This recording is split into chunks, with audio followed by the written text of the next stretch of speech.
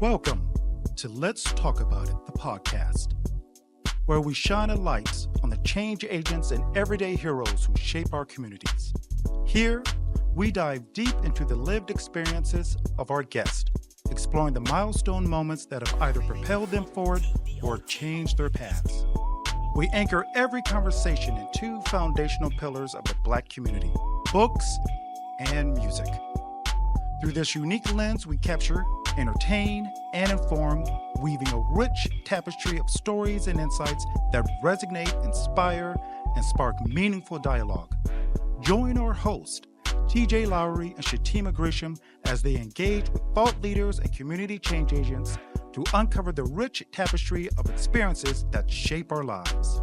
Get ready for insightful discussions, unfiltered perspectives, and the celebration of Black excellence. Let's talk about it.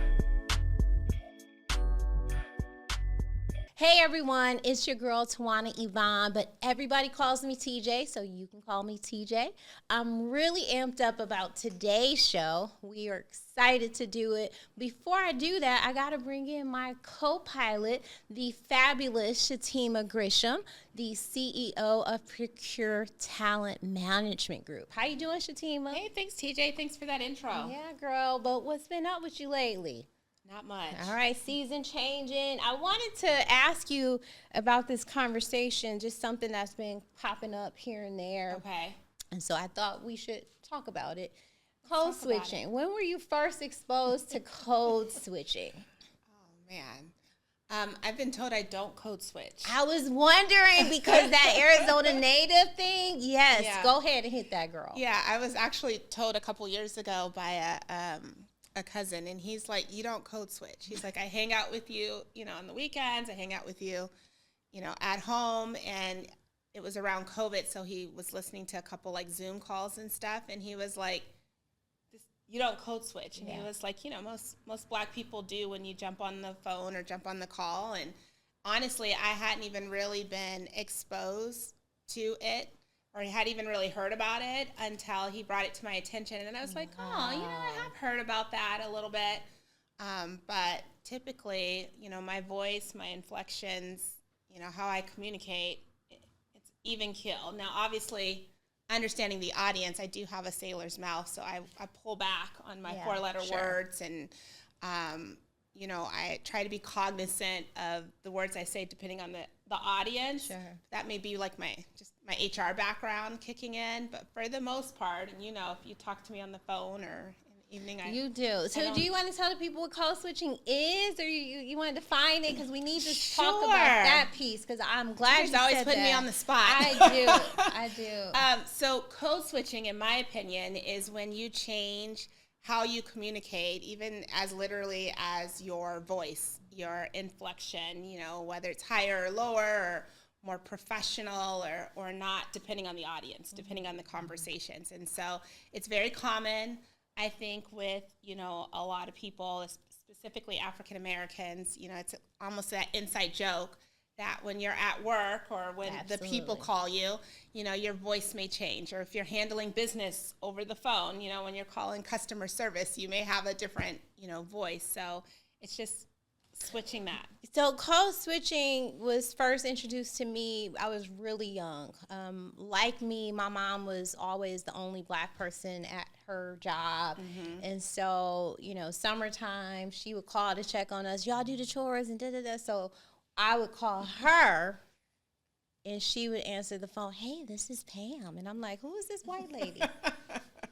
And because her coworkers were around, right? When she would call me on her break, she would go to a space where she could be Pam. But when I would call her, so I started taking advantage of it. Can I go outside? Can I go to my friend's house? Because I know she was going to do the code switch, and she wasn't going to snap on me. Mm-hmm. But I was young, and I saw her doing that, and I knew, like, wow, she's had to do that to survive or to, fit in, assimilate into the spaces she was in. And so naturally, I feel like I was a little older when I started code switching. I went to predominantly Black schools, so I didn't have to, right? We code switch when it's a different environment. And so I started with what they call PAT classes, meaning I was a nerd, Melissa. I really was a nerd. I had 2 math classes, and it was the only group of white kids in those classes. And so I began to assimilate and code switch around them. And so I was introduced young, and what we often hear is it's talking white or talking white is right? And so I'm excited in the newer phase. People are, especially me, I take my authentic self to work. They hear me say y'all, and I may not be super ebonics, right, and laid back, but I definitely am more comfortable in my own skin and not. I still code switch. Unfortunately, we do that as a layer of armor. If you don't, we already stand out, and if we talk funny, right, then we certainly are going to stand out more. Yeah, so. It's definitely an inside joke in my family. I remember I called my oldest in her car, and I guess I came up in Bluetooth, and her friends were in the car. And that evening, she's like, Mom, everybody was like, is that your mom? Because she sounds white. Is your mom white? Because she sounds white. And I have been hearing that since like grade school. Yeah. But I sound just like my mother.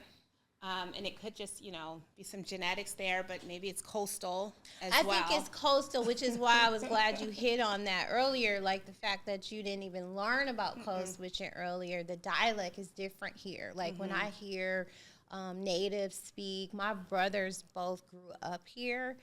They were like 4 and 5 when they moved here. So they pretty much grew up here. They may have been a little older because I was whooping their ass when they was back home 7. So they may have been 8 and 9. But either way, one of them sounds like a surfer dude. Like, dude, what? So I think it's the West Coast thing, which is why I wanted to talk about if y'all even have or associate with code switching. No, like I said, I never even really heard the term until a couple years ago, to be honest. And a family member who moved here was like, what we doing here? Why do you sound like that? I'm like, this is my voice. All right. Well, thank you for sharing that code switching. I want to write a vlog on that. So y'all stay tuned. I think it's an important topic. We try to unravel why we do it. And I think there's reasons, and it really, in my opinion, leads to the survival. So who are you introducing us to, girl? I'm excited for today's guest. Absolutely. We got our friend here. Yes. Our friend. I'm excited to introduce Britney Sudana. She is currently the manager of talent at Academies of Science. And she is also on the BHRS team. She's our VP of operations. Yes. She literally keeps it together, keeps us all together. Yes. And she's also the leadership development chair for the Greater Phoenix Urban League Youth Professional Group that I think we've aged out of. But we partner with them very closely. So welcome to Let's Talk About It, Britney. Welcome. Hi, thank you for having me. Thank you both for having me. We're excited to have you. Awesome. So I guess I'll go ahead and kick it off as our guest. What motivated you to join BHRS, and what impact has it had on you? Great question. So what motivated me to join BHRS? Well, I'll take it back. I am not originally from here. So I moved in 2020 during the pandemic, like the height of COVID. Moved in December of 2020, and really just moved at a time where there wasn't much going on, like the roads. It was no man land here in Phoenix, and just trying to find community, trying to find like-minded people. So through trying to find like-minded people, I joined the Urban League Young Professionals Group, and through Young Professionals Group, I met someone, Ashley Anderson, that is currently our president. She was she's a part of BHRS, and she was also on the board at that time. And so she invited me to the kickoff event, and I attended that virtually, and I've been a part ever since. It's really impacted me in a way of feeling like I'm doing something, right? Mm-hmm. Like I have some type of purpose. We can just sit around and just waste away. And that's what I found, that I'll look at my year over at the end of every year, and it's like, okay, well, what have you done? Like, what are the things that you've done that are impactful? And So just joining this organization, joining Urban League, has just allowed me to be able to be in spaces where I can help people and then have an impact, and that also have an impact on me as well. So. Yeah, I like that. I like that when you came during a rough time. Like you said, it was nothing happening. Nobody was outside. But I remember going to Brit's first birthday celebration where we were outside, and I was like, girl, you got all these black friends already. You know, people come here and they're like, there's no black people, but I really felt like she did a good job. You were intentional about finding community here and making it a space that felt similar to what you had, you know what I mean, at home, which is important, right?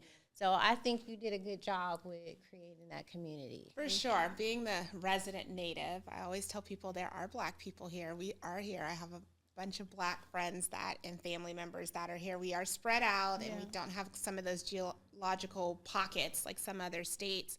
But I do feel like people who move to Arizona, specifically, you know, blacks who move to Arizona, they intentionally go out and seek that community.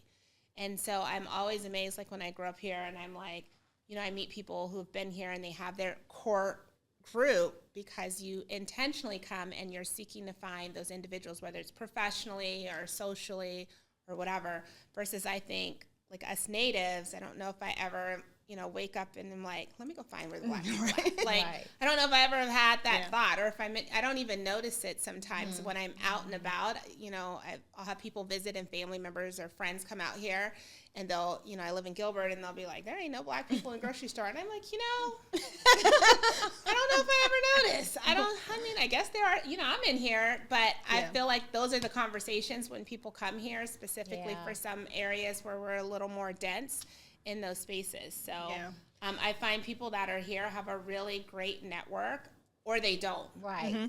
Right. And I think, like you said, it's your norm. This is the space, and now it's becoming more, you know, there's a lot more transplants here, right? Which the difference is, like, I'm from Milwaukee. It is black. Like, when I say I'm from Wisconsin, people are like, it's black people in Wisconsin? You know, all through the military, I was so confused. Like, why do y'all think it's no black people?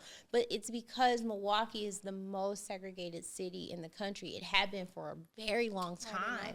And so everything around us, everything is white. But the city of Milwaukee is black. And so coming here, you know, we were looking for the hood. And in our community, we have the hood. We have nice black areas. We have, you know, just a varied level of social status. And here it was tough because there was no hood, you know, where I can go and buy some socks on the street or, you know, get some food stamps. Like, we can't do that here. And I think that's what people were looking for. That's the survival we had in the community that, you know, it was tough here. But we found it, you know, like I was like, Brit, where's all the black people? I'm going to go out and find them. And now shout out to groups like Black AZ Run. They had the Black tennis group. I had fun, girl. They was calling me Venus. Hey, I had a good time. So. I also think, though, like when I grew up in South Phoenix. I went to South Mountain. You know, there was that community that was there. My parents are Native, and, you know, you're talking about the early 50s and 60s. Black people were in a certain area. Always have had Hispanics, you know, and Mexicans in those spaces too. But I think, you know, as people moved here and the state really kind of expanded and there was places to move out to, I think it segregated it a little bit more. But I do think, like, especially with my parents and stuff, there was those pockets where if you wanted to find where the black people lived at, you know, they had projects and hoods. I've been to hoods. I don't know if we've ever had any, like, hoods like they have in other places, but there was segregated areas where there was a lot of black people or a lot of Hispanics. But I think because we spread out, I know I moved to Gilbert in 2005, and all my friends are like, what are you doing in Gilbert? There's literally cows on the corner and horses traveling through there. And they're like, black people don't move to Gilbert. Now, you know, we're still spread out, but there's a lot more than when I originally moved. Very good. One last question for you, Brit. Before, you know, you're in Talent Act, and I think Talent Act is super important, especially when it comes to HR. I needed it. We didn't have it. And HR professionals are like, I am not a recruiter. I am not talent act. Like, to me, that's a whole separate skill set. Tell people how you got into, that space in HR in general. Okay. So I graduated many moons ago with a degree in mass communications, journalism. And so right around the time that I graduated, I was trying to exploring different areas and what I wanted to go into. I had an internship with the radio station. I had an internship with the news station. But during that time, it was just a really rough time with like the economic downturn, recession. And it just wasn't a good time to go into communication. So it was like, okay, well, what can we figure something else out? And so during that summer of me graduating, I found an internship with a healthcare corrections company, and I was working more so in their marketing department. Didn't really know what I was doing, but just helping out, just being around, being a smiling face.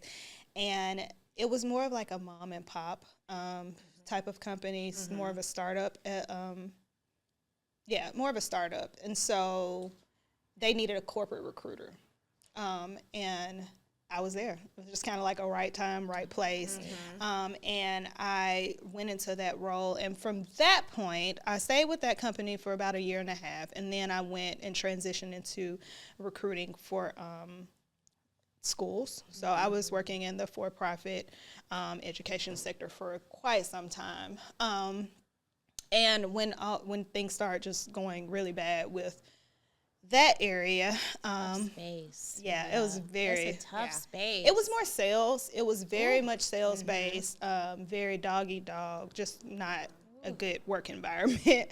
But once that started kind of just going down, I took a step back and decided to take a contract recruiting role to be more back on the HR side. And that is how I ended up getting back into HR. So I went from just being at the right place at the right time with an internship, which transitioned me into more of a sales recruiting, and then I transitioned into HR. And so I've been back on the HR side since 2017. So. Right, we hear that a lot. We all fall in. We were in the right That's all place. I heard. That's what I was thinking. We fall into HR. And then recruitment, you can't go to school to be a recruiter. There's no training. So most recruiters are homegrown for whatever company or organization they fell into. Yes. And then they're developed. And then as you move to new companies, they have new expectations and requirement. And then all of a sudden, you're a seasoned recruiter. Yeah. But you didn't have probably any formal trainings or anything like that, in that space. No formal trainings. The only training that I had was the internships. And it was just like, I think they thought, okay, well, you've sold stuff, you can sell. So you can sell, you can recruit. We definitely learn as we go. Right? So, all right. Well, thanks, Brit. We are so excited to have you. And now we want to transition into some hot topics. Yes. So let's talk about it, Shatema. What's going on out in the world? Pop culture? There is so much stuff out in this world. There's a lot going on. All right, but I think I've got a few that I want to put out there. FAA and these planes. Oof. I mean, so I did some research, and as of yesterday, because Arizona just had a mid-air crash in Marana, which just north of Tucson. But as of yesterday, there's 14 fatal crashes in 2025, and it's only February. A total of 87 deaths, and 2 of those were mid-air collisions. So all the other things were just crashes or emergency landings. I think there was an emergency landing earlier this week. How are you guys feeling about flying? I'm like, I want to get in take some vacations, but I don't know. I hear Brit over there with the exhale and the woo, so I'm going to let her chime in first. It's tough because, with me, I'm from Birmingham, Alabama, so, I have to go home. And there are 2 times this year that I have to go home. I have to get my flight, and so I have to go. And it's tough because it's like, well, what am I going to do? I'm not driving. I've done that twice before. Do not recommend. 0 out of 10 stars. There's more car accidents. I think that stat is still But I don't know. But I feel like at least you feel like you have some control in the car. When you're in the air, what we gonna do? Nothing. Fly the plane? You just the only thing that's been keeping me, and I was just having this conversation in the hair shop last week. The only thing that's been keeping me is like I know that I don't have any control over any of this. Like I know that my power, or there is a higher power, so I can't worry about what I can't worry about, and I have to go. I have to. I'm not driving, so no. If the question is, are we still flying? If I have to, absolutely. You know, we have got a couple of trips planned this year. I want to go to New Orleans. I'm still excited about that. I hear the plane crash. I hear them. Yeah. But I'm still excited about my trips. I mean, 14 fatal crashes is only, 51 days so far this year. There's only been 51 days. So I did the math in my head. That's like 2-3 crashes a week, which is crazy. Yeah, it's crazy. But I also still feel like, you know, when it's my time to go, God will take me. I'm going to live until it's time. Now, it might have been the pilot's time to go, and I got on the wrong flight, but I'm going to, I guess. Yeah. But I'm not, if the question is, am I flying, I'm flying. You know, I do think it's crazy, but I think there's been talks of conspiracy. You know, I'm a conspiracy theorist in the group. There's a lot of conspiracy theories I am out there. her. I think there's some conspiracies. Like, I saw a plane crash, and literally they show us blow it up in the sky, the fire, the flame,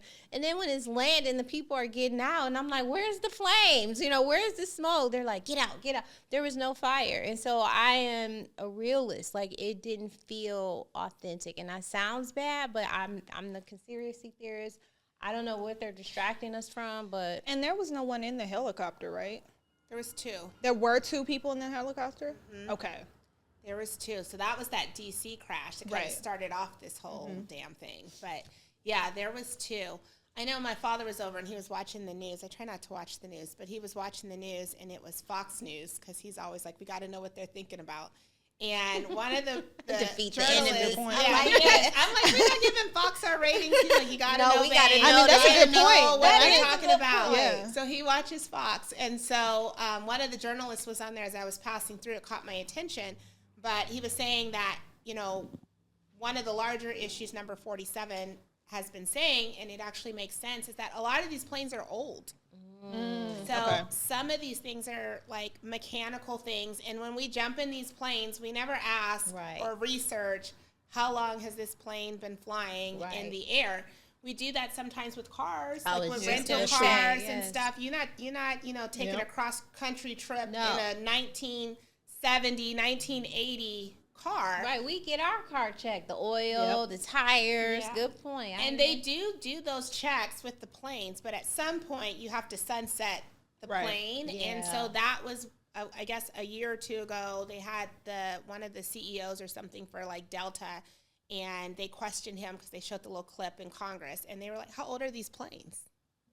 Like, how old are these planes that you're having 200-300 people in? Wow. So a lot of those number 47 decisions to lay off and shut, you know, things down was to put some regulation around when do we say this plane has done its job and we're going to retire this plane, and that these CEOs are being greedy and keeping them in the air as opposed to getting new technology and creating brand new planes. And so then the joke I saw on Instagram like a few days later was like, Frontier and Spirit are new. Those are new planes, and they have never had any accidents. Oh, so we go with the cheaper ones. They're just new planes. So they just technology and capability. Yeah, but they juke us. So I don't know. I don't fly They're going to charge you to go on the plane. They did say they ain't crashed. There ain't been no collisions. Yeah, by the time you've been paying for everything. Right. It's the same. Your water, your bathroom, everything. Everything. They charge for everything. You want a snack? $5. Since when? You know. That's true. Now, I heard some DEI stuff about the crashes. Tell me, like, how are we now trying to tie DEI to the crashes? How is that a thing? I can't answer that for you. I don't know. Okay. Is it a DEI issue? Well, they were saying that. Thank you. Well, from my understanding, I don't know though, but from what I heard was that they were saying on the air traffic control side. and that's why they didn't have enough people. Wait, what does that mean? Are they black people on the air traffic control Yeah. side, or people of color? Yeah, just the DEI hires. So they're not just saying they're not qualified. But let's say they Yeah. were a DEI hire. At some point, you have to be competent, right? Absolutely. You wouldn't just be Sure. able to sit there. So if Sure. I got You the cannot. job because I'm a woman and I'm sitting there, at some point I have to perform, right? You gotta Somebody train me. is Yes. responsible for making sure that I know how to read the grids and everything. So I still don't understand how being a DEI hire, whatever that is supposed to be, like how that relates to the helicopter hitting the plane or landing on ice. Right. I don't understand how that happens. Yeah.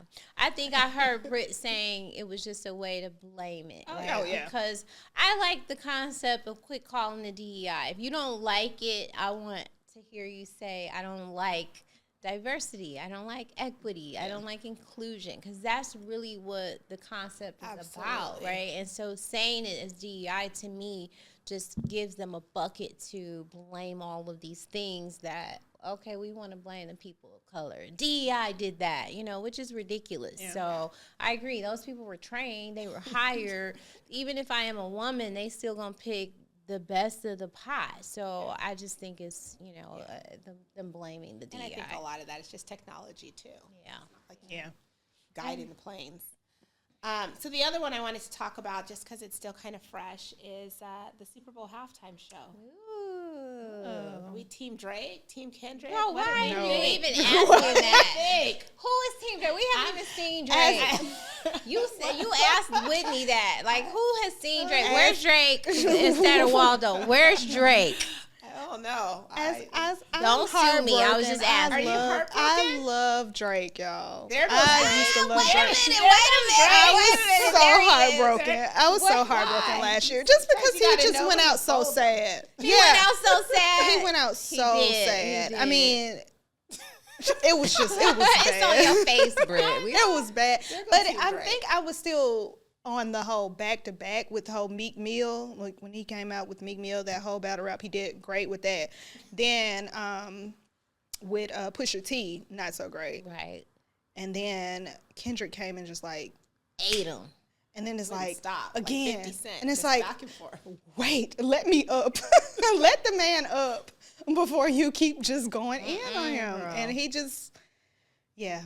No, Drake even fought like white people. I'ma sue you. Yeah. Like, what was that? Like, I'ma sue you?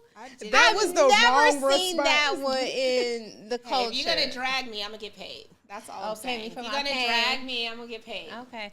Every stream you got that put my name out there, calling me a pedophile, I'm gonna get a coin for that. I like Drake too. I think the unfortunate part was that they were close, right? Yeah. I understand they were very close, and then one thing, and it just, Kendrick's a lyricist. And not only that, to me, there was artistry in the performance. Like, it was good. Yeah. And for the people who were like, I didn't get it, I didn't enjoy it, they weren't watching it for the art. They were watching for, I want to see some antics. And and there was so many messages in there, and the way he illustrated those messages, the hidden ones that people still probably don't know. Right. To me, that was a performance. And like, Black people around the world are like, Kendrick, Yeah. sorry Drake, but it was killer. The car he came in on, people didn't even know that was like a bullet. And so I think he slammed it, did. his appearance, all of the colors, and I thought it was great. I didn't My watch eyes the couldn't Super Bowl. take my eyes off of him, and I had to watch it again to see everything else, because his little self, he just commanded, and you're like, where are you going with this? And then obviously, later when I went back, I'm like, oh, I missed that, or I missed this, and it's a game. Like, it was a lot. Yes, it was good. I didn't watch the Super Bowl, but I watched YouTube the moment the halftime was done. 2 minutes later, I was like, oh, let me see how Kendrick did. And I watched it a couple times. They were calling Venus out or Serena out. She Drake. She was like, y'all missing the whole message. Yes. To me, that stuff is artistry. Like, I got excited. What did you think of Samuel Jackson, his character? Uncle Sam? Uncle Sam. I think it was good. I loved it. Yeah. I loved it. I think it was good. They were talking about Django. I always called it the Django, and my ex would be like, girl, the D is silent. Django. So when he, tying in that story of him being the house slave, I won't say ninja. he was the house slave, and now, he's representing Uncle Sam. I thought it was cool. I thought it was a really good spin, and the way he too loud and ghetto. I'm like, Uncle Sam, get up out of here. But we did think that, right? Now I can wear locks in corporate. Yeah. 7 years ago, no way. I would have never even considered that. But that's because Uncle Sam said we should look a certain way. Yep. Yeah. So. And then I just loved everything about it. The little bitty innuendos that people may have called, like, do you still not know how to play the game? Like, yep. It's too much. That was really good. It was good. Well, that was such a good discussion. Brit, tell everybody where they can find you on social. What's your social handles? My social is just Britney Sudana, so I can be found on LinkedIn. That would be the best place to reach me. Britney Sudana, Britney, and then Sudana like it sounds. All right. Awesome. Well, thank you so much, Britney, for joining the show. Always thank a good you time for to have you in having the room. Once again, I'm Shatema Gresham, CEO of Procure Talent Management Group, your go-to experts for all things HR and talent. To learn more, you can follow us on LinkedIn, Facebook, and Instagram. I'm also the VP of Professional Development with BHRS, and I look forward to learning more. If you want to know more about the show, you can reach me at Shatema. We want to talk about it. All right. And I want to give a shout out to our sponsor, the Black HR Society, for making a meaningful difference in the lives of Black professionals here in the Valley. You can find Black HR Society on IG at Black HR Society. On all other social platforms, we are at the Black HR Society. If you would like to be a guest on the show, or you know somebody that would make a great guest, or a sponsor, you can email me at tj@wewannatotalkaboutit.com, because we want to talk about it with you. So hit us up, send us some feedback. We'd love to hear it and chat with you.